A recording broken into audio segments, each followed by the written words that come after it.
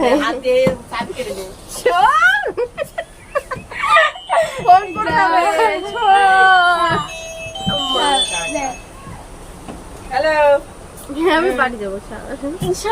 Everyone, আসসালামু আলাইকুম। কেমন আছো সবাই? আশা করছি সবাই ভালো আছে। আল্লাহর রহমতে আমি অনেক ভালো আছি। আবার একটা ডেইলি ব্লগ নিয়ে চলে আসলাম। তো এই যে ট্রেন্ডিং একটা ভিডিও, যেটা আমার ভাইজি করবে বলে মাথা খারাপ করে দিচ্ছিল আমার।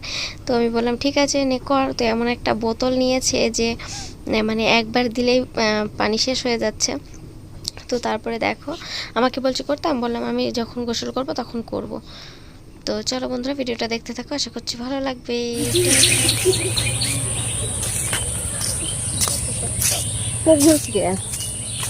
সামনে আসো, আমরা এখন ঘুরু ঘুরু করছি।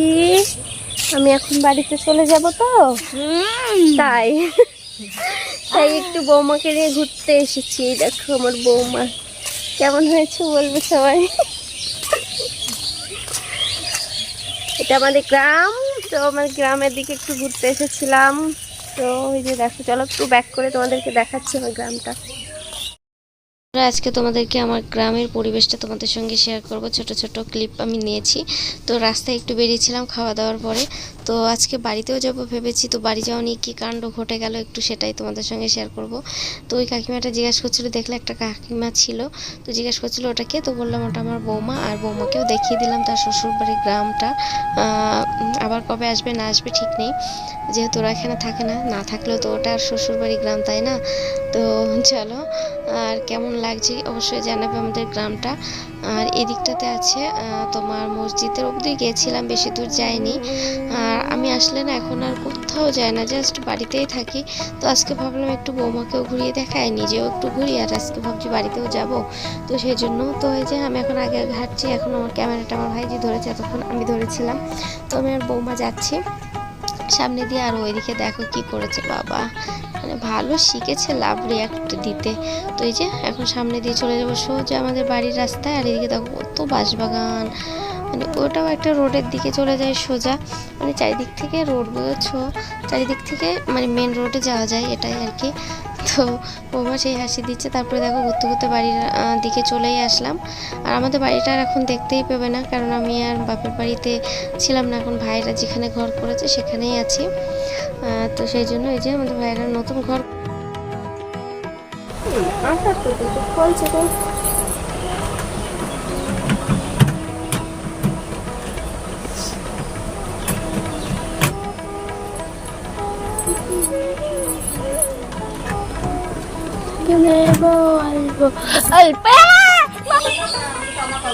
সেখানে কি সুন্দর ক্যামেরা আসছে দে।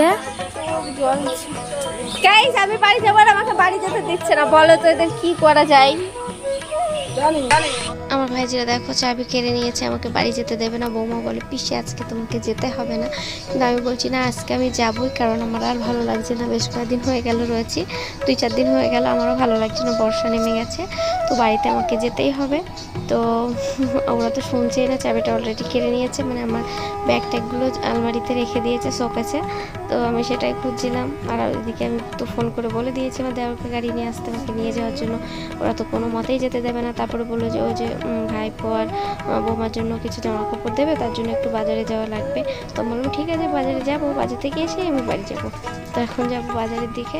তো চলো কী কী নেওয়া হলো না নেওয়া হলো একটু শেয়ার করবো তোমাদের সঙ্গে।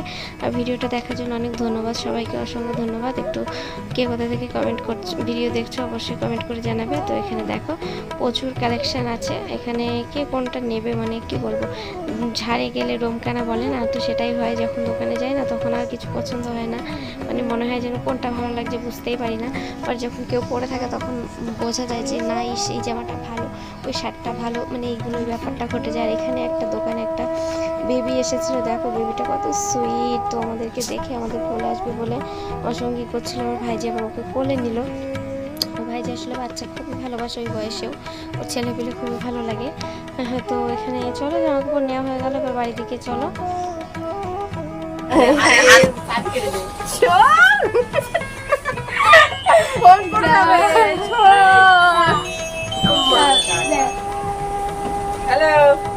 আমি বাড়ি যাবো। তা ব্যাগটা তো বের করতে দেবে, এই ব্যাগে পয়সা আছে। তুই ফাঁকাই যা, আমি বের করে দিচ্ছি।